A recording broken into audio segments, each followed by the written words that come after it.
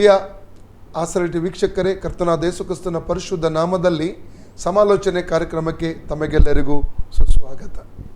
ಕಳೆದ ಅನೇಕ ದಿವಸಗಳಿಂದ ಈ ಕಾರ್ಯಕ್ರಮದ ಮೂಲಕ ತಾವು ಆಶೀರ್ವಾದ ಹೊಂದಿದ್ದೀರಿ.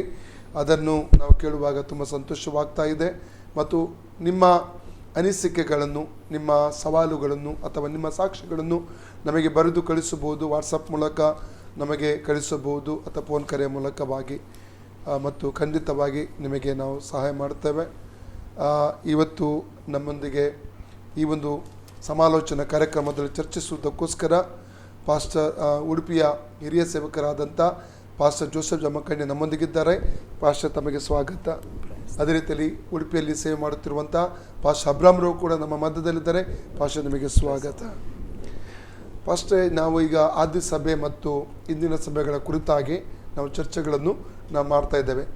ಆದಿ ಸಭೆಯನ್ನು ನಾವು ನೋಡುವಾಗ ಪಾಸ್ಟರ್, ಅಲ್ಲಿ ಶಕ್ತವಾದಂಥ ಒಂದು ಅಸ್ಥಿಭಾರ ಉಪದೇಶಗಳಿರುವಂಥದ್ದನ್ನು ನಾವು ಕಾಣ್ತಾ ಇದ್ದೇವೆ. ಅದು ಇವತ್ತಿನ ಅನೇಕ ಸಭೆಗಳನ್ನು ನಾವು ನೋಡುವಾಗ ಅಸ್ಥಿಭಾರ ಉಪದೇಶ ಇದೆಯೋ ಎಂಬುದಾಗಿ ನಮಗೆ ಸಂಶಯ ಬರ್ತದೆ. ಅದರ ಕುರಿತಾಗಿ ನಾವು ಏನಾದ್ರು ಹೇಳ್ಬೋದಾ ಪಾಸ್ಟರ್? ಖಂಡಿತವಾಗಿ ಈ ಅಪೊಸ್ತಲ ಕೃತ್ಯಗಳು, ಬೈಬಲಿನ ಅಪೊಸ್ತಲ ಕೃತ್ಯ 2ನೇ ಅಧ್ಯಾಯ ಬೈಬಲಿನ ಬಹಳ ವಿಶೇಷ ಅಧ್ಯಾಯ. ಯಾಕಂದರೆ ಧರ್ಮಶಾಸ್ತ್ರದ ಯುಗ ಅಂತ್ಯ, ಕೃಪಾಕಾಲದ ಪ್ರಾರಂಭ, ಇಡೀ ಚರಿತ್ರೆಯನ್ನೇ ವಿಭಾಗಿಸಿದಂಥ ಒಂದು ಅಧ್ಯಾಯ. ಮತ್ತು ಯೇಸು ಕ್ರಿಸ್ತನ ಶಿಲುಬೆಯ ಮರಣದ ಮೂಲಕವಾಗಿ ಈ ಸಭೆ ಪ್ರಾರಂಭವಾಯಿತು. ನಾವು ಏಷಾಯ 53ನೇ ಅಧ್ಯಾಯದಲ್ಲಿ ಏಷಾಯನು ಹುಟ್ಟಲಿಕ್ಕಿರುವಂಥ ಸಭೆಯ ಕುರಿತಾಗಿರುವಂಥ ಒಂದು ಪ್ರವಾದನ ಮಾತನ್ನೇ 53ನೇ ಅಧ್ಯಾಯದಲ್ಲಿ ನಮಗೆ ತಿಳಿಸ್ತಾ ಇದ್ದಾನೆ. 53ನೇ ಅಧ್ಯಾಯ 10ನೇ ವಚನ, ಅವನನ್ನು ಜಜ್ಜುವುದು ಯೆಹೋವನ ಸಂಕಲ್ಪವಾಗಿತ್ತು. ಅಂದರೆ ಯೇಸುವಿನ ಕುರಿತಾಗಿ ಬರೆಯಲ್ಪಟ್ಟಂಥ ಒಂದು ಪ್ರವಾದನೆಯ ಭಾಗ ಇದು. ಅದರಲ್ಲಿ ಯೇಸುವನ್ನು ಆ ಶಿಲುಬೆಯಲ್ಲಿ ಜಜ್ಜುವಂಥದ್ದು ಇದು ದೇವರ ಸಂಕಲ್ಪವಾಗಿತ್ತು. ಆತನು ಅವನನ್ನು ವ್ಯಾಧಿಯಿಂದ ಬಾಧಿಸಿ ಹೀಗಂದುಕೊಂಡನು, ಇವನು ತನ್ನ ಆತ್ಮವನ್ನು ಪ್ರಾಯಶ್ಚಿತ್ತ ಯಜ್ಞಕ್ಕಾಗಿ ಒಪ್ಪಿಸಿದ ಮೇಲೆ ತನ್ನ ಸಂತಾನವನ್ನು ನೋಡುವನು. ಇಲ್ಲಿ ತನ್ನ ಸಂತಾನವನ್ನು ನೋಡುವನು ಅಂತಂದರೆ ಇದು ಸಭೆ ಕುರಿತಾಗಿ ಹೇಳಲ್ಪಟ್ಟಂಥದ್ದು ಪ್ರವಾದನೆಯ ಮಾತಿದು. ಕ್ರಿಸ್ತನ ಶಿಲುಬೆ ಸುಮ್ಮನೆ ಏನೋ ಬಂದ, ಒಂದು ಸತ್ತ ಹೋದ, ಏನೋ ಮಾಡಲಿ ಸುಮ್ಮನೆ ಹಾಗೆ ಬಂದದ್ದಲ್ಲ. ಯೇಸು ಸ್ವಾಮಿ ತನ್ನ ಶಿಲುಬೆಯ ಮರಣದ ಹಿಂದಿರುವಂಥ ರಹಸ್ಯ ಗುಟ್ಟೇನಂತಂದರೆ ಲೋಕದಲ್ಲಿ ತನಗೊಂದು ಸಂತಾನ, ಆ ಸಂತಾನವೇ ಕ್ರಿಸ್ತನ ಸಭೆ. ಈಗ ಹೇಗೆ ಅಬ್ರಹಾಮನ ಮೂಲಕವಾಗಿ ದೇವರು ಹಳೆ ಒಡಂಬಡಿಕೆಯಲ್ಲಿ ಇಸ್ರಾಯೇಲ್ ಜನಾಂಗ ಎಂಬ ತನ್ನ ಸಂತಾನ, ತನ್ನ ಸ್ವಕೀಯ ಪ್ರಜೆಗಳನ್ನು ಹೇಗೆ ಆದುಕೊಂಡನೋ ಹಾಗೆ ಕ್ರಿಸ್ತನ ಮೂಲಕವಾಗಿ ದೇವರು ಸಭೆ ಎಂಬ ಈ ತನ್ನ ಸಂತಾನವನ್ನು ಶಿಲುಬೆಯ ಮರಣದ ಮೂಲಕವಾಗಿ ಕಾಣಲಿಕ್ಕಿದ್ದಾನೆ. ಆಮೇಲೆ ತನ್ನ ಸಂತಾನವನ್ನು ನೋಡುವನು, ಆಮೇಲೆ ಅವನು ಚಿರಂಜೀವಿಯಾಗಿರುವನು ಅಂತಂದರೆ ಎಂದೆಂದಿಗೂ ಇರುವನು. ಅಂದರೆ ಅವನು ಸತ್ತರು ಹೋಣ್ತಾರೆ, ಅವನನ್ನು 3ನೇದಲ್ಲಿ ಎದ್ದು ಬರ್ತಾನೆ, ಪರಲೋಕಕ್ಕೆ ಏರಿ ಹೋಗ್ತಾನೆ, ದೇವರ ಶಾಶ್ವತವಾಗಿ ಆತನ ಇರ್ತಾನೆ ಎಂಬುದಾಗಿ ಆತನ ಕುರಿತಾದಂಥ ಒಂದು ಪ್ರವಾದನೆ ಮಾತಿದು. ತನ್ನ ಸಂತಾನವನ್ನು ನೋಡೋರು. ಹಾಗಾಗಿ ಯೇಸು ಶಿಲುಬೆಯಲ್ಲಿ ಪ್ರಾಣ ಕೊಡುವಾಗ ಇದನ್ನು ತನ್ನ ಗಮನದಲ್ಲಿಟ್ಟುಕೊಂಡಿದ್ದಾನೆ. ನನಗೆ ತನ್ನ ಒಂದು ಮೊದಲಿಗಿತ್ತಿ ಸಭೆಯನ್ನು ತನ್ನ ಶಿಲುಬೆಯ ಮರಣದ ಮೂಲಕವಾಗಿ ಅವನಿಗೆ ಕಾಣಬೇಕಾಗಿತ್ತು. ಹಾಗಾಗಿ ಅದರದ್ದೇ ಆ ಪ್ರಾರಂಭವೇ ಅಪೊಸ್ತಲ ಕೃತ್ಯದ 2ನೇ ಅಧ್ಯಾಯ. ಅದರೊಂದಿಗೆ ಧರ್ಮಶಾಸ್ತ್ರ ಯುಗ ಮುಕ್ತಾಯ, ಕೃಪಾಯುಗ ಪ್ರಾರಂಭ. ಈಗ ನಾವಿರುವಂಥ ಕಾಲ ಕೃಪೆಯ ಕಾಲ, ಕೃಪಾಯುಗದಲ್ಲಿ ನಾವು ಜೀವಿಸ್ತಾ ಇದ್ದೇವೆ. ಆಮೇಲೆ ಆವತ್ತಿನ ದಿವಸಗಳಲ್ಲಿ ನಾವು ಓದ್ತೇವೆ, ವಿಶ್ವಾಸಿಗಳಿಗೆ ಮೊಟ್ಟ ಮೊದಲನೇದಾಗಿ ರಕ್ಷಣೆ ಸುವಾರ್ತೆಯನ್ನು ಕ್ರಿಸ್ತನ ಪುನರುತ್ಥಾನ ಹೊಂದಿ ಪರಲೋಕಕ್ಕೆ ಏರಿ ಹೋದ ಮೇಲೆ ಮೊದಲು ಈ ರಕ್ಷಣೆ ಸುವಾರ್ತೆಯನ್ನು ಸಾರಿದವನೇ ಪೇತ್ರನು. ಅಪೊಸ್ತಲ 2ನೇ ಅಧ್ಯಾಯದಲ್ಲಿ ಅವನ ಪ್ರಸಂಗವು ಎಷ್ಟು ತೀಕ್ಷ್ಣವಾಗಿತ್ತಂತಂದರೆ ಅವನ ಒಂದೊಂದು ಮಾತುಗಳು ಕೇಳಿದವರ ಹೃದಯದಲ್ಲಿ ಅಲಗು ನೆಟ್ಟಂತಾಗಿತ್ತು ಅಂತ ಓದ್ತೇವೆ ನಾವು. ಅಲಗು ನೆಟ್ಟಂತಾಗಿ ಅವನ ಮಾತುಗಳು ಅಷ್ಟೊಂದು ಅವ್ರ ಹೃದಯವನ್ನು ಬಡಿದಿದೆ ಅಂತಂದರೆ ಈಗ ಅವರೇ ಪ್ರಶ್ನೆ ಕೇಳ್ತಾರೆ, ಸಹೋದರರೇ ನಾವು ಏನು ಮಾಡಬೇಕು? ಸಹೋದರರೇ ನಾವು ಏನು ಮಾಡಬೇಕು? ನಿಮ್ಮ ಮಾತು ಕೇಳಿದ್ವಿ, ಇದನ್ನು ಅಲ್ಲ ಅನ್ಲಿಕ್ಕೆ ಸಾಧ್ಯನೇ ಇಲ್ಲ. ಇದು ನಿಜವಾದಂಥ ಮಾತುಗಳಿವು. ಈಗ ನಾವೇನು ಮಾಡಬೇಕು ಹೇಳಿ? ವಾಕ್ಯ ಕೇಳಿದ್ದೀವಿ. ಆಗ ಅವನು ಕೊಟ್ಟ ಉತ್ತರ ಏನಿದೆಯಲ್ಲ, ಅಲ್ಲಿ ವಿಷಯಗಳಿದೆಯಲ್ಲ, ಅದೇ ಹೊಸ ಒಡಂಬಡಿಕೆ ಕ್ರೈಸ್ತ ಸಭೆಯ ಫೌಂಡೇಶನ್, ಬೋಧನೆಯ ಫೌಂಡೇಶನ್. ಈ ಫೌಂಡೇಶನ್ ಮೇಲೆ ನಮ್ಮ ಸಭೆ ಕಟ್ಟಲ್ಪಡಬೇಕು. ಅದರಲ್ಲಿ ಅನೇಕ ವಿಚಾರಗಳು ಹೇಳಿದ್ದಾನೆ. ಒಂದೊಂದಾಗಿ ನೋಡುವಾಗ ಸಹೋದರರೇ ನಾವು ಏನು ಮಾಡಬೇಕಂತ ಕೇಳುವಾಗ ಅವನು ಮೊದಲು ಮೊದಲು ಮಾಡಬೇಕಾದ ಕೆಲಸ ಏನಂತಂದರೆ ನಿಮ್ಮ ಪಾಪಗಳು ಪರಿಹಾರವಾಗುವುದಕ್ಕಾಗಿ ಮೊದಲು ದೇವರ ಕಡೆಗೆ ತಿರುಗಿಕೊಳ್ಳಿ. ಅಂದರೆ ಒಂದು ಕ್ರೈಸ್ತತ್ವದ ಕ್ರಿಶ್ಚಿಯಾನಿಟಿದ ಫಸ್ಟ್ ಸ್ಟೆಪ್ ಯಾವುದಂತಂದರೆ ಪಾಪ ಪರಿಹಾರಕ್ಕಾಗಿ. ಅನೇಕ ಕಡೆಗಳು ಅನೇಕ ಕಡೆಗಳು ನೋಡ್ತೇವೆ, ಯೇಸು ಸ್ವಾಮಿಯನ್ನು ನಂಬಿರಿ ನೀವು ರಕ್ಷಣೆ ಹೊಂತೀರಿ ಅಂತ ಹೇಳ್ತಾರೆ. ದೇವರ ಕಡೆ ತಿರುಗಿಕೊಳ್ಳುವಂತ ವಿಚಾರವನ್ನು ಪ್ರಸ್ತಾಪ ಮಾಡುವುದಿಲ್ಲ. ಇಂದಿನ ಒಂದು ಸಭೆಗಳಲ್ಲಿ ಅನೇಕ ಕಡೆಗಳಲ್ಲಿ ಕೂಟಗಳಲ್ಲಿ ಈ ಕಾನ್ಫರೆನ್ಸ್ಗಳು ಕನ್ವೆನ್ಷನ್ಗಳಲ್ಲಿ ನೋಡುವಂತ ಒಂದು ಮುಖ್ಯವಾದಂಥ ಸಂಗತಿ ಅಲ್ಲ ಪಾಸ್ಟರ್? ಹೌದೌದು. ಈಗ ನಂಬು ಅಂತ ಹೇಳೋದು ಯಾರು ನಂಬ್ತಾರೆ? ಇವನ್ ದೆವ್ವಗಳು ಸಹ ನಂಬ್ತಾವೆ. ಯಾಕೋಬನ ಪತ್ರಿಕೆಯಲ್ಲಿ ಓದ್ತೇವೆ. ನಂಬು ಅನ್ನೋ ಶಬ್ದದಲ್ಲಿ ಬಹಳ ದೊಡ್ಡ ಅರ್ಥ ಇದೆ. ನಂಬು ಎಂಬ ಶಬ್ದದಲ್ಲಿ ಅರ್ಥ ಇದೆ. ನಂಬು ಅಂತ ಹೇಳೋ ಶಬ್ದದನ್ನು ಬಿಡಿಸಿ ಹೇಳೋದು ಹೋಗ ಅದನ್ನು ಅದೇನು ಸೂಚಿಸುತ್ತೆ ಮನುಷ್ಯನಿಗೆ? ನೀನು ಪಾಪಿ ಅಂತ ಮೊದಲು ನಂಬು, ನೀನು ಒಪ್ಕೋ ಅದನ್ನು. ನಿನ್ನ ಪಾಪಕ್ಕಾಗಿ ನೀನು ಪಶ್ಚಾತ್ತಾಪ ಪಡು, ನೀನು ಪಾಪಿಯಾಗಿದೆ ಎಂಬುದಾಗಿ ದೇವರ ಹತ್ರ ಕ್ಷಮೆ ಕೇಳು. ಯೇಸುವೇ ನಿನ್ನ ರಕ್ತ ನನ್ನ ಪಾಪ ತೊಳೆದು ಶುದ್ಧ ಮಾಡೋದು ಕೇಳಬೇಕು. ಯೇಸು ದಯಲಿ ಅಂಗೀಕಾರ ಮಾಡಬೇಕು. ಅದರ ಜೊತೆಯಲ್ಲಿ ಆ ಯೇಸುವೇ ಕರ್ತನು ಒಡೆಯನೆಂಬುದಾಗಿ ಬಾಯಿಂದ ನಾವು ಆತ ನನ್ನ ಪಾಪಕ್ಕಾಗಿ ಸತ್ತು, ನನ್ನ ಪಾಪಕ್ಕಾಗಿ ಹೊಣಲ್ಪಟ್ಟ, ನನ್ನ ಪಾಪಕ್ಕಾಗಿ ಎದ್ದು ಬಂದನಂತ ನಾವು ಬಾಯಿಂದ ಅರಿಕೆ ಮಾಡುವಾಗ ನಿಮಗೆ ರಕ್ಷಣೆ ಆಗ್ತದೆ ಅಂತಾನೆ ಪೌಲ ಹೇಳ್ತಾನೆ. ನಂಬುವಂಥ ಒಂದು ಶಬ್ದ ಹೇಳುವಾಗ ಅಷ್ಟೇ ಅಂತಲ್ಲ, ಅದ್ರ ಹಿಂದೆ ಭಾಳ ವಿಚಾರಗಳು ಉಂಟು. ಆದರೆ ಎಲ್ಲ ಪ್ರತಿ ಸಾರಿ ಒಂದೊಂದು ಕಡೆಯಲ್ಲಿ ಅವನ್ನೆಲ್ಲ ಬಿಡಿಸಿ ಹೇಳಲಿಕ್ಕೆ ಹೋದರೆ ಈ ಪುಸ್ತಕ ಇಟ್ಟು ನಮಗೆ ಎತ್ಕೊಂಡು ತಿರುಗಾಡಕ್ಕೆ ಸಾಧ್ಯ ಇಲ್ಲ. ಅಷ್ಟು ವಿಚಾರಗಳದರಲ್ಲಿ ಉಂಟು. ಹಾಗಾಗಿ ಎಲ್ಲ ಕ್ರಿಶ್ಚಿಯಾನಿಟಿ ಕ್ರೈಸ್ತತ್ವದ ಮೊದಲನೇ ಮೆಟ್ಟಲು ಅಂತಂದರೆ ಫಸ್ಟ್ ಹೆಜ್ಜೆ ಯಾವುದಂದರೆ ನಮ್ಮ ಪಾಪಕ್ಕಾಗಿ ನಾವು ಪಶ್ಚಾತ್ತಾಪ ಪಟ್ಟು ದೇವರ ಕಡೆಗೆ ತಿರುಗಿಕೊಳ್ಳೋದು. ಇದನ್ನೇ ನಾವು ಹೊಸ ಒಡಂಬಡಿಕೆ ರಕ್ಷಣೆ ಅಂತ ಶಬ್ದ. ಇದಕ್ಕೆ ಕಾಮನ್ ಆಗಿ ಹೇಳುವಂಥ ನಮ್ಮ ಬೈಬಲಲ್ಲಿ ತಿರುಗಿ ಕಾಣುವಂಥ ಶಬ್ದ ರಕ್ಷಣೆ. ಈ ರಕ್ಷಣೆ ಎಂಬ ನಮ್ಮ ಬೈಬಲ್ ಹೇಳುವಂಥ ಶಬ್ದದ ಅರ್ಥ ಮನುಷ್ಯನು ತನ್ನ ಪಾಪಕ್ಕಾಗಿ ಪಶ್ಚಾತ್ತಾಪ ಪಟ್ಟು ಯೇಸು ರಕ್ತ ತನ್ನ ಹೃದಯವನ್ನು ಶುಚಿ ಮಾಡಿಕೊಂಡು ಕರ್ತನಾದ ಯೇಸು ಕ್ರಿಸ್ತನೇ ನನ್ನ ರಕ್ಷಕನು ಒಡೆಯನೆಂಬುದಾಗಿ ನಂಬಿಕೊಂಡು ಅವನನ್ನು ಹೃದಯದಲ್ಲಿ ಸ್ವೀಕರಿಸಿಕೊಳ್ಳುವಂಥದ್ದು ರಕ್ಷಣೆ ಅನುಭವ. ಇದು ನಮ್ಮ ಬೇಸ್. ಈ ನಂಬಿಕೆಯ ಬೇಸೇ ಇದು. ಪಶ್ಚಾತ್ತಾಪ ಬಿಟ್ಟು ಕೇವಲ ನಂಬಿದ್ರೆ ರಕ್ಷಣೆ ಇಲ್ಲ. ನಂಬೇನು ದೆವ್ವಗಳು ನಂಬ್ತವೆ, ಎಲ್ಲರೂ ನಂಬ್ತವೆ. ಎಲ್ಲರೂ ಯೇಸು ಪರಮಾತ್ಮ ದೇವರು ಅಂತ ಎಲ್ಲರೂ ಯಾರ ಬಾಯಿಂದನೂ ಹೇಳ್ಬೋದು. ಯಾರ ಬಾಯಿಂದನೂ ಹೇಳ್ಬೋದು. ಅದ್ರ ಹಿಂದಿನ ವರ್ಡಿನ ಹಿಂದಿನ ಅರ್ಥ ಏನಂತ ನಾವು ಗ್ರಹಿಸ್ಕೊಳ್ಬೇಕು. ಆ ರಕ್ಷಣೆ ಅನುಭವವೇ ಮೊದಲನೇ ಮೆಟ್ಲು. ಹಾಗೆ ಮತ್ತೆ ಮುಂದೆ ಓದುವಾಗ ಆಮೇಲೆ ನಾವು ಓದ್ತೇವೆ ಅಲ್ಲಿ, ನಿಮ್ಮ ಪಾಪಗಳು ಪರಿಹಾರವಾಗುವುದಕ್ಕಾಗಿ ನಿಮ್ಮಲ್ಲಿ ಪ್ರತಿಯೊಬ್ಬರು ದೇವರ ಕಡೆಗೆ ತಿರುಗಿಕೊಳ್ಳಬೇಕು ಅಂತ ಮೊದಲನೇದು. ಎರಡನೇದಾಗಿ ನೀವು ಕರ್ತನಾದ ಯೇಸು ಕ್ರಿಸ್ತನ ಹೆಸರಿನ ಮೇಲೆ ದೀಕ್ಷಾಸನ ಮಾಡಿಸಿಕೊಳ್ರಿ. ಅಂದರೆ ರಕ್ಷಣೆ ಎಲ್ಲಕ್ಕಿಂತಲೂ ಮೊದಲು. ಇದಕ್ಕೆ ರಕ್ಷಣೆ ಎಂಬ ಶಬ್ದಕ್ಕೆ ರೋಮಾ ಪತ್ರಿಕೆಯಲ್ಲಿ ಬೇರೆ ಬೇರೆ ಕಡೆಯಲ್ಲಿ ಓದ್ತೇವೆ, ಪಾಪದ ಪಾಲಿಗೆ ಸಾಯುವುದು ಅಂತ ಓದ್ತೇವೆ. ಇದಕ್ಕೆ ಪಾಪದ ಪಾಲಿಗೆ ನಾವೇನಾಗಬೇಕು? ನಾವು ಇದುವರೆಗೆ ಪಾಪಕ್ಕಾಗಿ ಜೀವಿಸಿದೆವು. ಇನ್ನು ನಾನು ಯೇಸು ಮೇಲೆ ನಂಬಿಕೆ ಇಟ್ಟ ಮೇಲೆ ಅವನ ರಕ್ಷಕನಾಗಿ ಸ್ವೀಕಾರ ಮಾಡಿದ ಮೇಲೆ, ಅವನೇ ನನ್ನ ದೇವರು ರಕ್ಷಕನು ಒಡೆದ ಅಂಗೀಕಾರ ಮಾಡಿದ ಮೇಲೆ ನಾವಿನ್ನು ಪಾಪಕ್ಕಾಗಿ ಜೀವಿಸೋರಲ್ಲ, ಪಾಪಕ್ಕಾಗಿ ನಾವು ಸತ್ತವರು, ಪಾಪದ ಪಾಲಿಗೆ ನಾವು ಸತ್ತವರು. ನನಗೆ ಭಾಳ ಇಷ್ಟ ರೋಮಾಪತ್ರಿಕೆ 6ನೇ ಅಧ್ಯಾಯದ ಮೊದಲನೇ ವಚನದಿಂದ ಅಲ್ಲಿ ಪರ್ಟಿಕ್ಯುಲರ್ ದೀಕ್ಷಾಸನದ ಕುರಿತಾಗಿ ಆ ಭಾಗದಲ್ಲಿ 1ನೇ ವಚನದಿಂದ 11ರವರೆಗೆ ಬರೀ ಇದ್ರ ಬಗ್ಗೆನೇ ಹೆಚ್ಚಾಗಿ ಪೌಲನು ಮಾತಾಡಿದ್ದಾನೆ. ಅವನೇನು ಹೇಳ್ತಾನೆ ಅಂದರೆ 2ನೇ ವಚನದಲ್ಲಿ, ಪಾಪದ ಪಾಲಿಗೆ ಸತ್ತವರಾದ ನಾವು, ಇಲ್ಲಿ ನಾವು ಎಂಬ ಶಬ್ದ ಇಂಪಾರ್ಟೆಂಟ್ ಶಬ್ದ. ಪಾಪದ ಪಾಲಿಗೆ ಸತ್ತವರಾದ ನಾವು ಅನ್ನುವಾಗ ಆ ದೇವರ ಸೇವಕನಾದ ಪೌಲನು ತನ್ನನ್ನು ಆ ಸಭೆ ವಿಶ್ವಾಸದೊಂದಿಗೆ ಕೂಡಿಸಿಕೊಂಡು ಹೇಳ್ತಾ ಇದ್ದಾನೆ, ನಾವು ಯಾರಾಗಿದ್ದೇವೆ? ಪಾಪದ ಪಾಲಿಗೆ ಸತ್ತ. ಅಂದರೆ ಒಂದು ಸಭೆಯಲ್ಲಿರುವಂಥ ಪ್ರತಿಯೊಬ್ಬ ವ್ಯಕ್ತಿ ಅವನ ಆ ಸಭೆಯ ಸಭಿಕನಂತ ಹೇಳಬೇಕಾದ್ರೆ, ಆ ಸಭೆಯ ಒಬ್ಬ ಸದಸ್ಯನಂತ ಹೇಳಬೇಕಾದ್ರೆ ಮುಖ್ಯ ಕ್ವಾಲಿಟಿ ಏನಂತಂದರೆ ನಿನ್ನ ವಿದ್ಯೆ, ನಿನ್ನ ಐಶ್ವರ್ಯ, ನಿನ್ನ ಅಂತಸ್ತು ಇದೆಲ್ಲ ಅಲ್ಲ. ಮೊದಲು ಪಾಪದ ಪಾಲಿಗೆ ನೀನೇನಾಗಬೇಕು? ಸಾಯಬೇಕು. ಇದಕ್ಕೆ ರಕ್ಷಣೆ. ಈ ರಕ್ಷಣೆ ಅನುಭವಕ್ಕೆ ಇನ್ನೊಂದು ಶಬ್ದ ಅಷ್ಟೇ ಇದು. ರಕ್ಷಣೆಗೆ ಇನ್ನೊಂದು ಬೇರೆ ಬೇರೆ ಶಬ್ದಗಳುಂಟು. ದೇವರ ಕಡೆಗೆ ತಿರುಗಿಕೊಳ್ಳೋದು ಅಂತ, ಅದು ರಕ್ಷಣೆ ವಿಷಯನೇ ಹೇಳೋದು. ಹೊಸದಾಗಿ ಹುಟ್ಟು ಅಂತ ಹೇಳೋದು ರಕ್ಷಣೆ ಕುರಿತಾಗೇ ಹೇಳುವಂಥದ್ದು. ಆದರೆ ರಕ್ಷಣೆ ನಮಗೆ ಭಾಳ ಕಾಮನ್ ಆಗಿರುವಂಥ ಶಬ್ದ. ಅದಕ್ಕೆ ಇನ್ನೊಂದು ಶಬ್ದ ಇದು, ಪಾಪದ ಪಾಲಿಗೆ ನಾವೇನಾಗಬೇಕು? ಸಾಯಬೇಕು. ಇದುವರೆಗೆ ನಾವು ಪಾಪಕ್ಕಾಗಿ ಜೀವನ ಮಾಡಿದ್ವಿ. ಯೇಸು ಸ್ವಾಮಿ ನಂಬಿದ ಮೇಲೆ ಪಾಪಕ್ಕಾಗಿ ಜೀವಿಸೋರಲ್ಲ, ಪಾಪದ ಪಾಲಿಗೆ ನಾವು ಸಭೆ. ಅಂದರೆ ಅವತ್ತಿನ ಸಭೆಯಲ್ಲಿ ಅವನು ಏನು ಹೇಳ್ತಾ ಇದ್ದಾರೆ, ಪಾಪದ ಪಾಲಿಗೆ ಸತ್ತವರಾದ ನಾವು ಅನ್ನುವಾಗ ನಾನು ಬೋಧನೆ ನಿಮಗೆ ಮಾಡಿದಂಥ ನಾನು, ಸಭಿಕರಾದಂಥ ನಾವೆಲ್ಲರೂ ಏನಾಗಿದ್ದೇವೆ ಅಂದರೆ ಪಾಪದ ಪಾಲಿಗೆ ಸತ್ತವರು. ಅಂದರೆ ಸಭೆಯಲ್ಲಿ ಎಷ್ಟು ಜನ ಇರ್ತಾರೋ ಅವರೆಲ್ಲರೂ ಪಾಪದ ಪಾಲಿಗೆ ಸತ್ತಿರಬೇಕು. ಸತ್ತವರೇ ನಿಜವಾದಂಥ ಸಭೆ, ಕ್ರಿಸ್ತನ ಸಭೆ ಎಂಬ ಆ ದೇಹದಲ್ಲಿರುವಂಥ ಅಂಗಗಳು. ಒಬ್ಬ ಕ್ರಿಸ್ತ ವಿಶ್ವಾಸಿ ಅದನ್ನು ಪಾಪದಲ್ಲಿ ಜೀವನ ಮಾಡ್ಲಿಕ್ಕೆ ಆಗಲ್ಲ. ಅದರ ಅರ್ಥ ನಾವೇನು ಪಾಪನೇ ಮಾಡಲ್ಲ ಅಂತನೂ ಅರ್ಥ ಅಲ್ಲ. ಬೀಳಿಕ್ಕೆ ಸಾಧ್ಯತೆ ಇದೆ, ಜೀವನ ಮಾಡಲಿಕ್ಕೆ ಅವನಿಗೆ ಆಗಲ್ಲ. ಹಾಗಾಗಿ ಪಾಪದ ಪಾಲಿಗೆ ಸತ್ತವರಾದಂಥ ನಾವು ಇನ್ನು ಅದರಲ್ಲಿ ಬದುಕೋದು ಹೇಗೆ?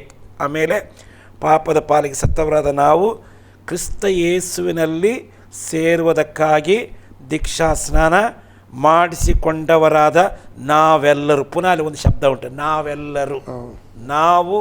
ನಾವೆಲ್ಲರೂ ಅಂದರೆ ನಾನು ದೀಕ್ಷಾಸ್ನಾನ ತಗೊಂಡಿದ್ದೇನೆ, ನೀವೆಲ್ಲರೂ ಸಭೆಯವರಲ್ಲಿ ಏನು ಮಾಡಿದ್ದೇವೆ? ದೀಕ್ಷಾಸ್ನಾನ ತಗೊಂಡಿದ್ದೀರಿ. ಅಂದರೆ ನಾವೆಲ್ಲರೂ, ನಿಮ್ಮ ಒಬ್ಬನು ಬೋಧಿಸುವವನು, ಬೋಧನೆ ಕೇಳಿದವರು ಏನಾಗಬೇಕು? ಪಾಪದ ಪಾಲಿಗೆ ಸತ್ತಿರಬೇಕು. ಬೋಧಿಸುವವನು, ಬೋಧನೆ ಕೇಳುವವನು ಸಹ ಏನಾಗಿ ದೀಕ್ಷಾಸ್ನಾನ ತಗೊಳ್ಬೇಕು. ಕ್ರಿಸ್ತ ಪಾಪದ ಪಾಲಿಗೆ ಸತ್ತ ಮೇಲೆ ದೀಕ್ಷಾಸ್ನಾನ ತಗೊಳ್ಳೇಬೇಕು. ಯಾಕಂದರೆ ದೀಕ್ಷಾಸ್ನಾನ ಅನ್ನೋದು ಒಬ್ಬ ಮನುಷ್ಯ ನಮ್ಮ ಮನೆಯಲ್ಲಿ ಅಷ್ಟೇ ನಾವು ಪ್ರೀತಿ ಮಾಡೋನಿದ್ರು ಸಹ ಒಂದು ಸರಿ ಅವನು ಸತ್ತರೆ ಅವನು ತಗೊಂಡು ಹೂಣಿಡಲೇಬೇಕು. ನಾನು ಭಾಳ ಪ್ರೀತಿ ಮಾಡ್ತೇನೆ, ಹೂಣಿಡೋಕ್ಕಾಗಲ್ಲ ಅಂತೇಳಿ ಮನೇಲಿ ಇಟ್ಕೊಂಡು ಕೂತ್ಕೊಂಡ್ರೆ ಅದು ಕಾನೂನು ಮುಂದೆ ಅಪರಾಧ. ಅದು ಹೌದು. ಸಾಯದೇ ಇರುವವನನ್ನು ಹೂಣಿಡಬಾರ್ದು, ಸತ್ತವನನ್ನು ಹೂಣಿಡದೆ ಕೂತ್ಕೊಳ್ಳಿಕ್ಕಾಗಲ್ಲ. ಎರಡು ಕೇಸೆ. ಸಾಯದೇ ಇದ್ರೆ ಹೂಣಿಟ್ರೆ ಅದು ದೊಡ್ಡ ಅಪರಾಧ. ನಾನು ಭಾಳ ಪ್ರೀತಿ ಮಾಡ್ತಾ ಇದ್ದೆ, ಸತ್ತಿದೆ, ನಾನು ಹೂಣಿಡೋಕ್ಕಾಗಲ್ಲ, ಮನೇಲಿ ಇಟ್ಕೊಳ್ತೇನೆ ಅಂತ ಹೇಳಿದ್ರೆ ಅದು ಸಹ ಅದು ಕೇಸೆ. ಎರಡು ಕೇಸೆ. ಆಗ ಮೊದಲನೇದಾಗಿ ನಾವು ಪಾಪದ ಪಾಲಿಗೆ ಸಾಯಬೇಕು. ಸಾಯದೆ ಹೂಣಿಡ್ಲಿಕ್ಕಾಗಲ್ಲ. ನಮಗೆ ದೇವರ ಸೇವಕರ ಮೇಲೆ ಒಂದು ದೊಡ್ಡ ಜವಾಬ್ದಾರಿ ಉಂಟೇನೆಂದರೆ ಒಬ್ಬ ಮನುಷ್ಯ ಅವನ ರಕ್ಷಣೆ ಅನುಭವಕ್ಕೆ ಬಂದಿದ್ದಾನೋ ಇಲ್ವೋ ಅಂತ ನಾವು ಖಾತ್ರಿಪಡಿಸಿಕೊಂಡೇ ಅವನಿಗೆ ದೀಕ್ಷಾಸ್ನಾನ ಕೊಡಬೇಕು. ಅದಕ್ಕಾಗಿ ಸ್ನಾನಿಕನಾದ ಹೇಳ್ತಾನೆ, ಎಲೆ ಸರ್ಪ ಸಂತತಿಯವರೇ, ದೇವರ ಕೋಪ ತಪ್ಪಿಸಿಕೊಳ್ಳಿಕ್ಕೆ ನಿಮಗೆ ಉಪದೇಶ ಮಾಡಿದವರು ಯಾರು? ಒಂದೇಳು ನೀವು ಆ ಉಪದೇಶ ಕೇಳಿದರೆ ನಿಮ್ಮ ಕ್ರಿಯೆಗಳಿಂದ ನೀವೇನು ಮಾಡಿದ್ರಿ? ದೇವರ ಕಡೆ ತಿರುಗಿಕೊಂಡು ತಕ್ಕ ಫಲದಿಂದ ನೀವೇನು ಮಾಡಬೇಕು? ತೋರಿಸ್ಬೇಕು. ಅದು ರಕ್ಷಣೆ ಅನ್ನೋದು ಅದು ಫಲದಿಂದ ತೋರಿಸುವಂಥದ್ದು. ನಾವು ಫಲದಿಂದ ತೋರಿಸ್ಬೇಕು ಅದನ್ನು. ಇವತ್ತು ಅನೇಕರೇ ಮಾಡ್ತೇವೆ, ಸುಮ್ಮನೆ ನಾವು ದೀಕ್ಷಾಸ್ತ್ರ ಬೇಕನ್ನೋ ಜನರ ಪಕ್ಕ ದೀಕ್ಷಾಸ್ತ್ರ ಕೊಡ್ತೇವೆ. ನಾನು ಭಾಳ ಜಾಗ್ರತೆ ಮಾಡ್ತೇನೆ ಅದನ್ನು. ಕೆಲವರು ಮದುವೆಗಾಗಿ ಇಂಥದ್ದೆಲ್ಲ ನಡೀತದೆ. ಇದೆಲ್ಲ ಬರಬಾರ್ದು. ನಾವು ನಿಜವಾಗಿ ಅವನ ಪಾಪದ ಪಾಲಿಗೆ ಸತ್ತಿರಲೇಬೇಕು. ಸತ್ತವನಿಗೆ ದೀಕ್ಷಾಸ್ನಾನ, ಪಾಪದ ಪಾಲಿಗೆ ಸತ್ತವನಿಗೆ ಈ ದೀಕ್ಷಾಸ್ನಾನದ್ದು ಹೂಣಿಡುವ ಅನುಭವ ಅಷ್ಟೇ. ಇದು ನಾವು ಪಾಪದ ಪಾಲಿಗೆ ನಾವು ನೀರಿನಲ್ಲಿ ಮುಳುಗಿಸೋದ್ರ ಮೂಲಕವಾಗಿ ಏನು ಮಾಡ್ತಾ ಇದ್ದೇವೆ? ಅವನ ಲೋಕಕ್ಕೆ ಏನು ಸಾಕ್ಷ್ಯ ಕೊಡ್ತಾ ಇದ್ದಾನೆ? ನಾನು ಪಾಪದ ಪಾಲಿಗೆ ಸತ್ತ ಹಳೆಯ ಮನುಷ್ಯನ ಹೂಣಿಟ್ಟೆ. ಯಾವ ರೀತಿಯಾಗಿ ನೀರಿನೊಂದು ಮೇಲೆ ಬರೋದ್ರ ಮೂಲಕವಾಗಿ ನಾವೇನು ಹೇಳ್ತೇವೆ ಅಂತಂದರೆ, ನನ್ನ ಹಳೆಯ ಮನುಷ್ಯ ಸತ್ತೋದ, ಈಗ ನಾನು ಎದ್ದು ಕ್ರಿಸ್ತನಲ್ಲಿ ಹೊಸಬನಾಗಿ ಎದ್ದು ಬಂದಿದ್ದೇನೆ, ಹೊಸದಾಗಿ ಜೀವಿಸೋದಕ್ಕಾಗಿ ನಾನು ಎದ್ದು ಬಂದಿದ್ದೇನೆ ಎಂಬುದಾಗಿ ನಾವು ಸಾಕ್ಷೀಕರಿಸುವಂಥದ್ದು. ಇದು ಯಾವ ರೀತಿಯಾಗಿ ಯೇಸು ಸ್ವಾಮಿ ಸತ್ತನು, ಅವನು ತಗೊಂಡು ಹೂಣಿಟ್ರು. ಆಮೇಲೆ ಆತ 3ನೇ ದಿನ ಎದ್ದು ಬಂದ. ಹಾಗೇನೆ ಆತ ಯೇಸು ಸ್ವಾಮಿ ಪಾಪದ ಪಾಲಿಗೆ ಸಾಯಲಿಲ್ಲ. ಪಾಪದ ಪಾಲಿಗೆ ಸಾಲಂತ ಅಗತ್ಯ ಪಾಪನೇ ಮಾಡಲಿಲ್ಲ. ಪಾಪದ ಪಾಲಿಗೆ ಸಾಯುವಂಥದ್ದು ಜನ್ಮ ಪಾಪವಿಲ್ಲ, ಕರ್ಮ ಪಾಪವೇ ಇಲ್ಲ. ಆತನು ಪಾಪದ ಪಾಲಿಗೆ ಸಾಯುವ ಕ್ವಶ್ಚನೇ ಇಲ್ಲ. ಆದರೆ ನಾವು ದೀಕ್ಷಾಸನ ಯಾಕೆ ತಗೊಂಡ? ನಮಗೊಂದು ಮಾದರಿ ತೋರಿಸ್ಲಿಕ್ಕೆ ಅಷ್ಟೇ. ನೆರವೇರಿಸೋದಕ್ಕಾಗಿ ನಮಗೊಂದು ಮಾದರಿ ತೋರಿಸಿದನವೇನ. ಯೇಸು ಸ್ವಾಮಿ ದೀಕ್ಷಾಸನ ಅವಶ್ಯಕತೆಯೇ ಇಲ್ಲ. ಯಾಕಂದ್ರೆ ಪಾಪಿನೂ ಅಲ್ಲ, ಪಾಪಕ್ಕಾಗಿ ಪಶ್ಚಾತ್ತಾಪ ಪಡೋದು ಅಗತ್ಯನೂ ಇಲ್ಲ. ಅಂಥ ಅನುಭವ ಅವನಿಗೆ ಆತನಿಗೆ ಅಗತ್ಯ ಇಲ್ಲ. ನಾವು ಪಾಪಿಗಳು ಪಾಪದ ಪಾಲಿಗೆ ಸಾಯಬೇಕು. ಸತ್ತ ಮನುಷ್ಯನ ದೀಕ್ಷಾಸನ ಮೂಲಕವಾಗಿ ನೀರಲ್ಲಿ ಹೂಣಿಡಬೇಕು. ಆಮೇಲೆ ನಾವು ಹೊಸಬರಾಗಿ ಲೋಕ ಜನಗಳ ಮುಂದೆ ಕಾಣಿಸ್ಕೊಳ್ಬೇಕು. ಯಾಕಂದರೆ ವಾಕ್ಯ ಹೇಳ್ತಿದೆ, ಯಾವನಾದರೂ ಯೇಸು ಕ್ರಿಸ್ತನಿದ್ದರೆ ಅವನು ನೂತನ ಸೃಷ್ಟಿಯಾದನು, ಅವನ ಪೂರ್ವ ಸ್ಥಿತಿಯೆಲ್ಲ ಹೋಗಿ ಎಲ್ಲ ನೂತನ. ಅಂದರೆ ನಾವು ಲೋಕ ಜನಗಳ ಮುಂದೆ ನಮ್ಮ ಪೂರ್ವ ಸ್ಥಿತಿ ಕಾಣಬಾರ್ದು, ಎಲ್ಲವೂ ಹೊಸದಾಗಿಯೇ ಕಾಣಬೇಕೆಂಬುದಾಗಿ ಬಯಸ್ತಾನೆ. ಹಾಗಾಗಿ ನಮ್ಮ ಬೇಸಿಕ್ ಟೀಚಿಂಗ್ ಏನಂತಂದರೆ ಸಭೆಯದ್ದು ಮೊದಲೇ ರಕ್ಷಣೆ ಹೊಂದಿದವನಿಗೆ ದೀಕ್ಷಾಸ್ನಾನ, ರಕ್ಷಣೆ ಹೊಂದಿದ ಮೇಲೆ ದೀಕ್ಷಾಸ್ನಾನ, ಇದು ಬಹಳ ಪ್ರಾಮುಖ್ಯವಾದದ್ದು. ಹಾಗೆ ಮತ್ತು ಅನೇಕ ನಾವು ಇಡೀ ಅಪೊಸ್ತಲತೆ ಓದ್ತಾ ಹೋಗುವಾಗ ಅನೇಕ ಸತ್ಯಗಳನ್ನು ನಾವು ನೋಡ್ತಾ ಹೋಗ್ತೇವೆ. ಅಸ್ತಿವಾರದ ಉಪದೇಶಗಳು ಇಲ್ಲೇ ಇದೆ. ದೀಕ್ಷಾಸ್ನಾನದ ನಂತರ ಪವಿತ್ರಾತ್ಮನ ಅಭಿಷೇಕ, ಇದು ಅಭಿಷೇಕ ಅತಿ ಪ್ರಾಮುಖ್ಯ. ಅದಕ್ಕಿಂತ ಪ್ರಾಮುಖ್ಯ ಅಭಿಷೇಕ ಇಲ್ಲಿ ಮುಖ್ಯವಾಗಿ ಪ್ರತ್ಯೇಕಿಸಲ್ಪಟ್ಟದ್ದು. ನೋಡಿ, ಅವನು ದೀಕ್ಷಾಸ್ನಾನ ಕೊಡೋದಕ್ಕಿಂತ ಮುಂಚಿತವಾಗಿ ಅವ್ರ ಹತ್ರ ಪ್ರಮಾಣ ತಗೊಳ್ತಾ ಇದ್ದಾನೆ. ದೀಕ್ಷಾಸ್ನಾನ ಕೊಟ್ಟದ್ದು ಯಾವಾಗ ಅಂತಂದರೆ ಅವನ ಮಾತಿಗೆ ಒಪ್ಪಿಕೊಂಡವರಿಗಷ್ಟೇ. ಏನಂದರೆ, ವಕ್ರ ಬುದ್ಧಿಯುಳ್ಳ ಈ ಮೂರ್ಖಸ ತಪ್ಪಿಸಿಕೊಳ್ಳಿರಿ, ಅಂದರೆ ಇವರಿಂದ ನೀವು ಪ್ರತ್ಯೇಕವಾಗ್ತೀರಾ ಅಂತ ಅವನು ಚಾಲೆಂಜ್ ಆಗಿ ಕೇಳ್ತಾನೆ. ಹೌದು, ನಾವು ಇನ್ನು ಮೇಲೆ ಅವರೊಂದು ಇರಲ್ಲ, ನಾವು ಪ್ರತ್ಯೇಕಿಸಲ್ಪಡ್ತೇವೆ ಅಂತ ಅವರು ಮಾತು ಕೊಟ್ಟ ಮೇಲೆ ಅಷ್ಟೇ ಅವ್ರಿಗೆ ದೀಕ್ಷಾಸನ ಕೊಟ್ಟಿದ್ದಾರೆ. ನಾವು ಎಷ್ಟೋ ಸಾರಿ ಸೇವಕರಾದ ನಾವು ಇಲ್ಲಿ ಅಡುತ್ತೇವೆ, ಕೇಳಿದ ಕೂಡಲೇ ಕೊಟ್ಬಿಡ್ತೇವೆ. ಆದರೆ ಅವನು ಮತ್ತು ಮುಂದೆ ಪ್ರತ್ಯೇಕವಾಗಿ ಜೀವಿಸ್ತಾನ, ನಮ್ಮೊಟ್ಟಿಗೆ ಇರ್ತಾನೆ, ಅದನ್ನೆಲ್ಲ ನಾವು ಅನೇಕ ಸಾರಿ ಅದರ ಬಗ್ಗೆ ಹೆಚ್ಚು ಸೀರಿಯಸ್ ಆಗಿ ಥಿಂಕ್ ಮಾಡಲ್ಲ. ಕರೆಕ್ಟ್. ಮೊದಲು ಅವರನ್ನು ಪರೀಕ್ಷಿಸಲ್ಪಡಬೇಕು, ಮೊದಲ ನಿಲ್ಲುವ ನಂತರವಾಗಿ ನಾವು ಅವರಿಗೆ ದೀಕ್ಷಾಸನ ಕೊಡಲಿಕ್ಕೆ ಹೋಗ್ಬಾರ್ದು. ಹೌದು, ಇದು ಯಾಕಂದ್ರೆ ಇಲ್ಲಿ ಅವನ ಮಾತಿಗೆ ಒಪ್ಪಿಕೊಂಡವರು ದೀಕ್ಷಾಸನ ಮಾಡಿಸಿಕೊಂಡ್ರು. ಅವನ ಮಾತು ಯಾವ ವಿಷಯಕ್ಕೆ ಒಪ್ಪಿಕೊಂಡ್ರು? ವಕ್ರ ಬುದ್ಧಿಯೋಳು ಈ ಮೂರ್ಖ ಸಂತತಿ ನೀವು ತಪ್ಪಿಸಿಕೊಳ್ತೀರಾ ಅಂತ ಕೇಳಿದ. ಮತ್ತು ಇನ್ನೂ ಅಷ್ಟೇ ಅದೊಂದೇ ಅಲ್ಲ, ಬೇರೆ ಅನೇಕವಾದ ಮಾತುಗಳಿಂದ ಅವನು ಖಂಡಿತವಾಗಿ ಸಾಕ್ಷಿ ಹಿಡಿದು ನಾವು ಏನೇನೆಲ್ಲ ವಿಚಾರಗಳನ್ನ ಹೇಳಿದಾನೋ ನಮಗಿಲ್ಲಿ ಬರೆದಿಲ್ಲ. ನೀವು ಪುನಃ ದನ ಯಜ್ಞ ಮಾಡಕ್ಕೆ ಹೋಗ್ಬೇಡ್ರಿ, ಧೂಪ ಹಾಕಕ್ಕೆ ಹೋಗಿ ಇಂಥವೆಲ್ಲ ಹೇಳಿರ್ಬೋದು.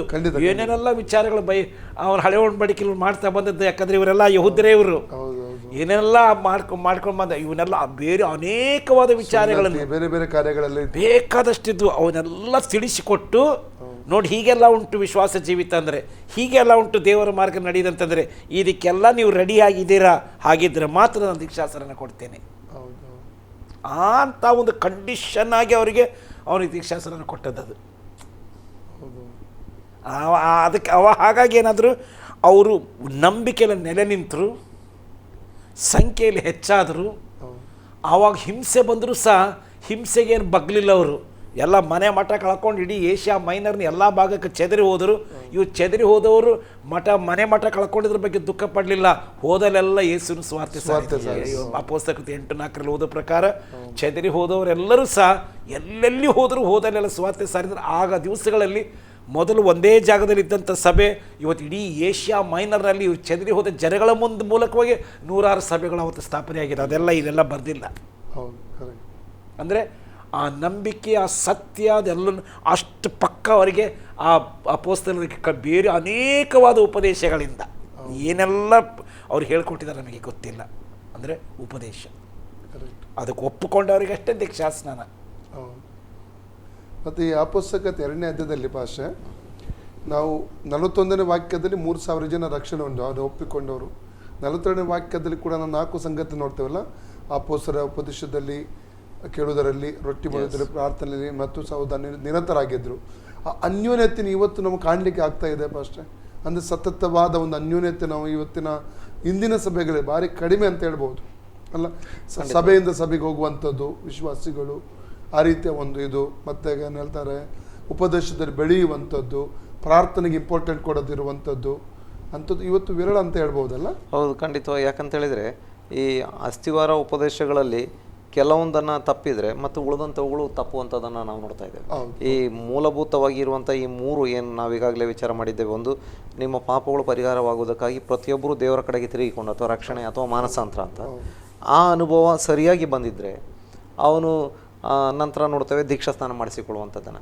ಅಂದರೆ ಪಾಪದ ಪಾಲಿಗೆ ಸತ್ತವರಾಗಿ ಅಥವಾ ಆ ಸತ್ತಂಥ ಮನುಷ್ಯರನ್ನು ಹೂಣಿಡುವಂಥ ಒಂದು ಅನುಭವಕ್ಕೆ ಬರುವಂಥ ಆ ದೀಕ್ಷಾಸ್ನಾನ ಮಾಡಿಸಿಕೊಂಡವರಾಗಿ ನಂತರ ಹೊಸಬರಾಗಿ ನಡೆದುಕೊಳ್ಳುವಂಥ. ಈಗ ನಂತರ ಬಂದು ನೋಡ್ತೇವೆ ಅಲ್ಲಿ ಪವಿತ್ರಾತ್ಮದ ವಾಗ್ದಾನ ಉಂಟು, ಪವಿತ್ರಾತ್ಮವನ್ನು ಪಡೆದುಕೊಂಡವರಾಗಿ. ಹೀಗೆ ಈ 3 ಬೋಧನೆಗಳಲ್ಲಿ ನೆಲೆಗೊಂಡಿರುವಂಥವರಾಗಿದ್ದರೆ, ಸರಿಯಾಗಿ ನೆಲೆಗೊಂಡಿರುವಂಥವರಾಗಿದ್ದರೆ, ಮತ್ತು ದೇವರ ಸೇವಕರ ಮೂಲಕ 40ನೇ ವಾಕ್ಯದಲ್ಲಿ ಬೇರೆ ಅನೇಕ ಮಾತುಗಳಿಂದ ಖಂಡಿತವಾಗಿ ಸಾಕ್ಷಿ ನುಡಿದು ವಕ್ರ ಬುದ್ಧಿಯುಳ್ಳ ಈ ಸಂತತಿಯವರಿಂದ ತಪ್ಪಿಸಿಕೊಳ್ಳ್ರಿ. ಅಂದರೆ ಆ ಎಲ್ಲ ಬೋಧನೆಗಳಲ್ಲಿ ಅಂದರೆ ಈ ಸಪೋರ್ಟಿಂಗ್ ಮಾಡುವಂಥ ಅಥವಾ ಈ ಮೂಲಭೂತ ಈ 3 ಬೋಧನೆಗಳಿಗೆ ಸಪೋರ್ಟ್ ಮಾಡುವಂಥ ಏನು ಟೀಚಿಂಗ್ ಅಪೊಸ್ತಲರು ಕೊಟ್ಟಿದ್ದಾರೆ ಅದರಲ್ಲಿ ನೆಲೆಗೊಂಡವರಾಗಿದ್ದರೆ ಮುಂದೆ ನೋಡುವಂಥ ಈ 4 ಬೋಧನೆಗಳು, ಅಸ್ಥಿವಾರ ಬೋಧನೆಗಳೇನಿದ್ದಾವೆ, ಅಪೊಸ್ತಲರ ಬೋಧನೆ ಕೇಳುವುದರಲ್ಲಿಯೂ, ಸಹೋದರರ ಅನ್ಯೋನ್ಯತೆಯಲ್ಲಿಯೂ, ರೊಟ್ಟಿ ಮುರಿಯೋದರಲ್ಲಿಯೂ, ಪ್ರಾರ್ಥನೆಗಳಲ್ಲಿಯೂ ನಿರತರಾಗಲಿಕ್ಕೆ ಸಾಧ್ಯ ಆಗ್ತಾ ಇತ್ತು.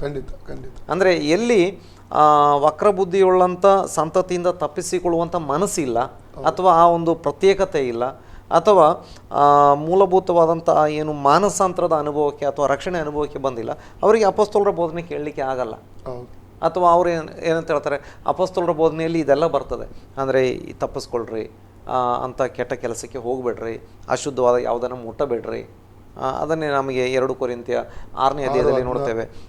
ಅನ್ಯ ಜನರ ಮಧ್ಯದೊಳಗಿಂದ ತಪ್ಪಿಸಿಕೊಂಡು ಪ್ರತ್ಯೇಕವಾಗಿರ್ರಿ, ಅಶುದ್ಧವಾದ ಯಾವುದನ್ನು ಮುಟ್ಟಬೇಡ್ರಿ. ಮತ್ತು 7ನೇ ಅಧ್ಯಾಯಕ್ಕೆ ಬರೋ 1ನೇ ವಾಕ್ಯದಲ್ಲಿ ಶರೀರ, ಆತ್ಮ, ಪ್ರಾಣಗಳೆಲ್ಲ ಕಲ್ಮಶವನ್ನು ನೀಗಿಸಿರಿ. ಅಂದರೆ ವಾಗ್ದಾನಗಳು ನಮಗಿದ್ದಾವೆ. ಅಂದರೆ ಈ ಒಂದು ಅನುಭವಕ್ಕೆ ಬಂದಂಥವರು ಅಥವಾ ಈ ಒಂದು ಅನುಭವ ಪಡೆದುಕೊಳ್ಳಲಿಕ್ಕೆ ನಿಜವಾಗಿ ಒಪ್ಪಿಕೊಂಡಂಥವ್ರು ಏನು ಮಾಡ್ತಾರೆ, ಅಪೊಸ್ತಲರ ಬೋಧನೆಯಲ್ಲಿ ನೆಲೆಗೊಂಡಂಥವ್ರಾಗಿರ್ತಾರೆ. ಆದರೆ ಕೆಲವೊಮ್ಮೆ ಈ ಕಾಲದಲ್ಲಿ ಎಲ್ಲಾದರೂ ನೋಡಲಿಕ್ಕೆ ಸಾಧ್ಯವಾಗಲಿಲ್ಲ ಅಂತ ಹೇಳಿದರೆ ಅದಕ್ಕೆ ಕಾರಣ ರಕ್ಷಣೆ ಅನುಭವಕ್ಕೆ ಬಂದಿರಲ್ಲ. ಕೆಲವೊಮ್ಮೆ ತಪ್ಪಾಗಿ ತಿಳ್ಕೊಂಡಿರ್ತಾರೆ, ನಾನು ರಕ್ಷಣೆ ಹೊಂದಿದ್ದೇನೆ ಅಥವಾ ನಾನು ರಕ್ಷಣೆ ಹೊಂದಿದ ಹೌದು ವಂಚನೆಗೆ ಬಿದ್ದವರಾಗಿರ್ತಾರೆ. ಅಂದರೆ ರಕ್ಷಣೆ ಹೊಂದಿದ ದೇವರ ಮಕ್ಕಳೊಂದಿಗೆ 10 ವರ್ಷ ನಾನು ಸಭೆಗೆ ಹೋಗ್ತಾ ಇದ್ದರೆ ನಾನು ಕೂಡ ರಕ್ಷಣೆ ಹೊಂದಿದ್ದೇನೆ ಅಂತ ನೆನೆಸ್ಕೊಳ್ಳುವಂಥ ಪ್ರಸಂಗ ಕೂಡ ಬರ್ಬೋದು. ಅಂದರೆ ಗೊತ್ತಿರಲ್ಲ ಅವರಿಗೆ ನಾನು ರಕ್ಷಣೆ ಹೊಂದಿದ್ದೇನಾ ಇಲ್ವಾ ಎಂಬುದಾಗಿ. ಮತ್ತು ಏನಾಗ್ತದೆ ಅಂತ ಹೇಳಿದ್ರೆ, ಕೆಲವೊಬ್ಬರು ಕ್ರೈಸ್ತ ಕುಟುಂಬದಲ್ಲಿ ಹುಟ್ಟಿರುವಂಥವರಾಗಿರ್ತಾರೆ, ತಂದೆ ತಾಯಿ ಕೆಲವೊಮ್ಮೆ ಒಳ್ಳೆ ಭಕ್ತಿಗಳಂಥವರಾಗಿರ್ತಾರೆ, ರಕ್ಷಣೆ ಹೊಂದಿರ್ಬೋದು, ರಕ್ಷಣೆ ಹೊಂದಿಲ್ಲದೆ ಇದ್ದಿರ್ಬೋದು. ಅವರಿಗೆ ವಾಕ್ಯಗಳು ಗೊತ್ತಿರ್ತವೆ, ಆದರೆ ರಕ್ಷಣೆ ಅನುಭವಕ್ಕೆ ಬಂದಿರಲ್ಲ. ಅಂದರೆ ಅದನ್ನೇ ನಾವು ನೋಡ್ತಾ ಇದ್ದೇವೆ. ಕೆಲವೊಬ್ಬರಿಗೆ ಅಪೊಸ್ತಲರ ಬೋಧನೆ ಕೇಳಲಿಕ್ಕೆ ಆಗಲ್ಲ, ಅಥವಾ ಕೇಳಿದರೂ ಅದನ್ನು ಹಿಂಬಾಲಿಸಲಿಕ್ಕೆ ಆಗಲ್ಲ. ಇನ್ನು ಅನ್ಯೋನ್ಯತೆ ಬರಬೇಕು ಅಂತೇಳಿದರೆ ಪವಿತ್ರಾತ್ಮನ ಆ ಒಂದು ತುಂಬಿಸುವಿಕೆಯಲ್ಲಿ ನಡೆಸಲ್ಪಡುವಂಥ ವ್ಯಕ್ತಿಗಳಾಗದಿದ್ದರೆ ಖಂಡಿತವಾಗಿ ದೇವರ ಮಕ್ಕಳಿಗೆ ಪರಸ್ಪರ ಅನ್ಯೋನ್ಯತೆ ಆಚರಿಸಲಿಕ್ಕೆ ಆಗಲ್ಲ. ಯಾಕಂತೇಳಿದರೆ ಇವನಲ್ಲಿರುವಂಥ ಆತ್ಮವೇ ಒಂದಾಗಿರ್ತದೆ, ಅವನಲ್ಲಿರುವಂಥ ಆತ್ಮ ಮತ್ತೊಂದಾಗಿರ್ತದೆ. ಅಥವಾ ಇವನು ಭಕ್ತನಾಗಿದ್ದರೆ ಮತ್ತೊಬ್ಬ ಏನಾಗಿರ್ತಾನೆ ಅಂತೇಳಿದ್ರೆ ದುರಾತ್ಮನಿಂದ ನಡೆಸಲ್ಪಡುವಂಥ ವ್ಯಕ್ತಿಯಾಗಿರ್ತಾನೆ. ಇಬ್ಬರೂ ಒಂದೇ ಆತ್ಮನಿಂದ ನಡೆಸಲ್ಪಡುವಂಥ ವ್ಯಕ್ತಿಯಾಗಿದ್ದರೆ ಅಥವಾ ಪವಿತ್ರಾತ್ಮನಿಂದ ನಡೆಸಲ್ಪಡುವಂಥ ವ್ಯಕ್ತಿಯಾಗಿದ್ದರೆ ಮಾತ್ರ ಅವನಿಗೆ ಅನ್ಯೋನ್ಯತೆ ಆಚರಿಸಲಿಕ್ಕೆ ಆಗ್ತದೆ. ಕಾಲದಲ್ಲಿ ಇಲ್ಲ ಅಂತ ನಮಗೆ ಹೇಳಲಿಕ್ಕೆ ಆಗಲ್ಲ. ಖಂಡಿತವಾಗಿ ಅಪೊಸ್ತಲರ ಬೋಧನೆಯಲ್ಲಿ ನೆಲೆಗೊಂಡಂಥವರು ನಮ್ಮ ಮಧ್ಯದಲ್ಲಿ ಇದ್ದಾರೆ, ನಮ್ಮ ದೇಶದಲ್ಲಿ ಇದ್ದಾರೆ, ಅಥವಾ ನಮ್ಮ ಈ ಸಮಕಾಲೀನ ಪ್ರಪಂಚದಲ್ಲಿ ಬಹಳಷ್ಟು ಜನ ಇದ್ದಾರೆ. ಆದರೆ ಕೆಲವೊಬ್ಬರು ಈ ಅಸ್ತಿವಾರ ಬೋಧನೆಗಳಿಂದ ತಪ್ಪಿ ಹೋಗುವಂಥವರು ಕೂಡ ಇದ್ದಾರೆ. ಇನ್ನು ರೊಟ್ಟಿ ಮುರಿಯುವಂಥದ್ದು, ಪ್ರಾರ್ಥನೆ, ಇದೆರಡೂ ಹೆಚ್ಚು ಕಡಿಮೆ ಒಂದೇ ರೀತಿಯಲ್ಲಿ ಹೋಗುವಂಥದ್ದಾಗಿರ್ತದೆ. ಅಂದರೆ ಪ್ರಾರ್ಥನೆಯಲ್ಲಿ ನಿರತರಾಗಿದ್ದರು. ಈ ಒಂದು ವಿಷಯದಲ್ಲಿ ಹೇಳಬೇಕು ಅಂತ ಹೇಳಿದರೆ ಇದು ತುಂಬ ಕಡಿಮೆ ಅಂತಲೇ ಹೇಳ್ಬೋದು. ಆದಿಮ ಶತಮಾನದಲ್ಲಿ ಇದ್ದಂಥ ಒಂದು ಮಟ್ಟಕ್ಕೆ ಪ್ರಾರ್ಥನೆ ಇನ್ನೂ ಬೆಳೆದಿಲ್ಲ ಅಂತಲೇ ನನ್ನ ಒಂದು ಅನಿಸಿಕೆ. ಮತ್ತು ನಾನು ನೋಡಿದ್ರಲ್ಲಿ ನನ್ನ ವೈಯಕ್ತಿಕ ಜೀವನದಿಂದ ಹಿಡಿದುಕೊಂಡು ಹೇಳಬೇಕು ಅಂತ ಹೇಳಿದರೆ ಆ ಮಟ್ಟಕ್ಕೆ ನಾವು ಬೆಳೆದಿಲ್ಲವೇನೋ ಎಂಬಂಥ ಒಂದು ಅನಿಸಿಕೆ ಉಂಟು. ಆದರೆ ಬೆಳೆದರೆ ನಮ್ಮ ಪರಿಸ್ಥಿತಿ, ನಮ್ಮ ದೇಶದ ಪರಿಸ್ಥಿತಿ, ಸಭೆಯ ಪರಿಸ್ಥಿತಿ ಬದಲಾಗ್ತದೆ. ನಾವು ಆ ಮಟ್ಟಕ್ಕೆ ಬಂದರೆ ಖಂಡಿತವಾಗಿ ಪರಿಸ್ಥಿತಿ ಹೀಗಿರಲ್ಲ. ಇನ್ನು ಕೆಲವೇ 5% ಅಥವಾ 3 ಈ ರೀತಿಯಾಗಿ ವಿಶ್ವಾಸಿಗಳ ಸಂಖ್ಯೆ ಉಳಿಯಲ್ಲ, ಅದು ಖಂಡಿತವಾಗಿ ಜಾಸ್ತಿ ಆಗ್ತದೆ. ಪ್ರಾರ್ಥನೆ ಬೆಳೆದರೆ ಸಭೆ ಬೆಳೀತದೆ, ಪ್ರಾರ್ಥನೆ ಬೆಳೆದರೆ ಪರಿಶುದ್ಧತೆಯಲ್ಲೂ ಕೂಡ ಬೆಳೀತದೆ. ಎಲ್ಲ ವಿಷಯದಲ್ಲೂ ನಮಗೆ ಬೆಳವಣಿಗೆ ಹೊಂದಲಿಕ್ಕೆ ಸಾಧ್ಯವಾಗ್ತದೆ. ಓಕೆ, ಇನ್ನೊಂದು ಭಾಷೆ, ರಕ್ಷಣೆ ಹೊಂದಿ ದೀಕ್ಷಾಸ್ನಾನ ತೆಗೆದುಕೊಂಡ ನಂತರವಾಗಿ ಆದಿ ಸಭೆಯಲ್ಲಿ ಏನಾಗ್ತಿತ್ತು? 2:47 ಓದಿ, ಆ ಪುಸ್ತಕದ 2:47 ಓದಿ. ದೇವರನ್ನು ಕೊಂಡಾಡುವವರಾಗಿಯೂ ಜನರೆಲ್ಲರ ದಯವನ್ನು ಹೊಂದುವವರಾಗಿಯೂ ಇದ್ದರೂ ಕರ್ತನು ರಕ್ಷಣೆ ಮಾರ್ಗದಲ್ಲಿರುವವರನ್ನು ದಿನಾಲೂ ಅವರ ಮಂಡಲಿಗೆ ಸೇರಿಸಿ, ಅವರ ಮಂಡಲಿಗೆ ಸೇರಿಸ್ತಿದ್ದ. ರಕ್ಷಣೆ ಹೊಂದಿದವರ ಮಂಡಲಿಗೆ ದೇವರು ಸೇರಿಸ್ತಿದ್ದ. ಇಂದಿನ ದಿನಗಳಲ್ಲಿ ನೋಡುತ್ತೇವೆ, ಅನೇಕರು ಸುವಾರ್ಥ ಕೂಟಗಳಲ್ಲಿ ಬೇರೆ ಬೇರೆ ಇದರಲ್ಲೆಲ್ಲ ರಕ್ಷಣೆ ಹೊಂದ್ತಾರೆ. ಅವರಿಗೆ ಅನೇಕ ಸೇವಕ ದೀಕ್ಷಾಸನ್ನು ಕೂಡ ಕೊಡ್ತಾರೆ. ರಕ್ಷಣೆ ಹೊಂದಿ ದೀಕ್ಷಾ ತೆಗೆದುಕೊಂಡ ನಂತರ ಅವರು ಅವರ ಹಿನ್ನೆಲೆ ಹಿಂತಿರುಗಿ ಹೋಗ್ತಾರೆ. ಅಂದರೆ ಆತ್ಮದಿಂದ ಸತ್ಯನ ಆರಾಧಿಸುವಂಥ ಸಭೆಗಳಿಗೆ ಹೋಗಿ ಅವರು ದೇವರನ್ನ ಆರಾಧನೆ ಮಾಡಲ್ಲ, ಸಹೋದರ ಅನ್ಯೋನ್ಯತೆ ಸೇರಲ್ಲ. ಇಂಥದ್ದು ಇದರ ಬಗ್ಗೆ ತಮ್ಮ ಅಭಿಪ್ರಾಯ ಏನು ಪಾಸ್ಟರ್? ಈಗ ಉದಾಹರಣೆಗೆ ನಾವು ಈಗ ಅಪೊಸ್ತಲತೆ 2ನೇ ಅಧ್ಯಾಯದಲ್ಲಿ ಓದಿದೆವು, ಅವರು ದೀಕ್ಷಾಸನ ಮಾಡಿಸಿಕೊಳ್ಳೋರು ವಕ್ರ ಬುದ್ಧಿಯೋಳು ಈ ಮೂರ್ಖಸನ್ನು ತಪ್ಪಿಸಿಕೊಳ್ಳಿದೆ ಎಂಬುದಾಗಿ ಹೇಳುವಾಗ ಅಲ್ಲಿ ಪೇತ್ರನ ಉದ್ದೇಶ ಬೇರೆ ಹೊರಗಿನವ್ರ ಬಗ್ಗೆ ಮಾತಾಡಲಿಲ್ಲ.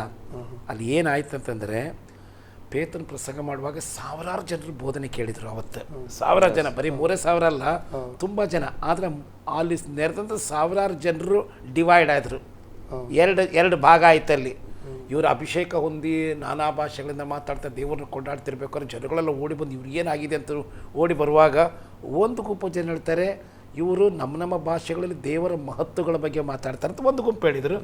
ಇನ್ನೊಂದು ಗುಂಪು ಜನ ಹೇಳ್ತಿದ್ದಾರೆ, ಇವರು ಕುಡಿದು ಅಮಲೇರಿದ್ದಾರೆ, ಇವರು ಅಮಲೇರಿದಾವ ಅಂತೇಳಿ. ಅಂದರೆ ಅಲ್ಲಿ 2 ಅಭಿಪ್ರಾಯವುಳ್ಳ ಜನರಿದ್ದರು. ಒಂದು ಗುಂಪು ಜನರು ಸರಿಯಾಗಿ ಅವ್ರನ್ನ ಗ್ರಹಿಸ್ಕೊಡಿ, ನಮ್ಮ ಭಾಷೆಗಳಲ್ಲಿ, ಯಾಕಂದರೆ ಈ ಯಹೂದ್ಯರು ಪ್ರಪಂಚದ ಬೇರೆ ಬೇರೆ ದೇಶಗಳಲ್ಲಿದ್ದವರು ಆಯಾ ದೇಶದ ಭಾಷೆಗಳನ್ನ ಕಲ್ತ್ಕೊಂಡಿದ್ರು. ಹಾಗಾಗಿ ನಾವು ಬಂದಂಥ ದೇಶದ ಭಾಷೆ ಇವರು ಮಾತಾಡ್ತಾರಲ್ಲ, ಇದು ಹೇಗೆ ಸಾಧ್ಯ? ಅವರಿಗದು ದೇವರ ಮಹತ್ವಗಳ ಬಗ್ಗೆ.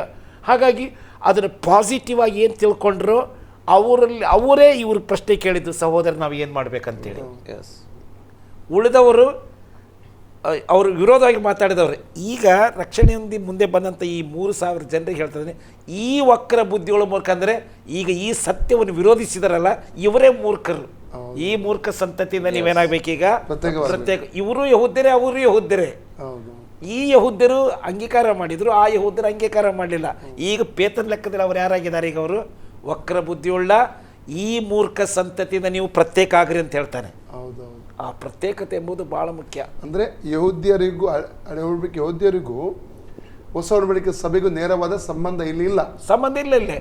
ಇಲ್ಲಿ ಸತ್ಯ ಗೊತ್ತಾದ ಮೇಲೆ ನೀನು ಯಾವ್ದಾರು ಹಿನ್ನೆಲೆ ಇರಲಿ, ಯಾವ ಹಿನ್ನೆಲೆ ಇದ್ರೂ ನೀನಾಗಬೇಕು ದೇವರಿಗಾಗಿ ಜೀವಿಸೋದಕ್ಕಾಗಿ ನೀನು ಪ್ರತ್ಯೇಕವಾಗಲೇಬೇಕು. ಅದು ಬಹಳ ಮುಖ್ಯವಾದದ್ದು. ಹಾಗಾದ್ರೆ ರಕ್ಷಣೆ ಹೊಂದಿ ನೀರಲ್ಲಿ ಮುಳುಗಿ ತಂದೆ ಮಗ ಪವಿತ್ರಾತ್ಮ ಹೆಸರಲ್ಲಿ ಯಾರು ದೀಕ್ಷೆ ತೆಗೆದುಕೊಳ್ತಾರೋ ಅವರು ಕಡ್ಡಾಯವಾಗಿ ದೇವರ ವಾಕ್ಯದ ಪ್ರಮಾಣದಲ್ಲಿ ಅವರ ಆತ್ಮದಿಂದ ಸತ್ಯನ ಆರಾಧಿಸುವಂತ ಹೊಸ ಒಡಂಬಡಿಕೆ ಸಭೆಯಲ್ಲಿ ಹೋಗಿ ಅವರು ದೇವರನ್ನ ಆರಾಧಿಸ್ತಾರೆ. ಖಂಡಿತ ಅದು ದೇವರು, ಅದೇ ದೇವರ ವಾಕ್ಯದ ನಿಯಮ. ಪ್ರಿಯ ವೀಕ್ಷಕರೇ, ಇವತ್ತಿನ ಚರ್ಚೆಯಿಂದ ತಾವು ಅನೇಕ ವಿಧವಾದ ಆಶೀರ್ವಾದಗಳನ್ನು ಹೊಂದಿಕೊಂಡಿದ್ದರಾಗಿ ಎಂಬುದಾಗಿ ನಾವು ಭಾವಿಸುತ್ತೇವೆ.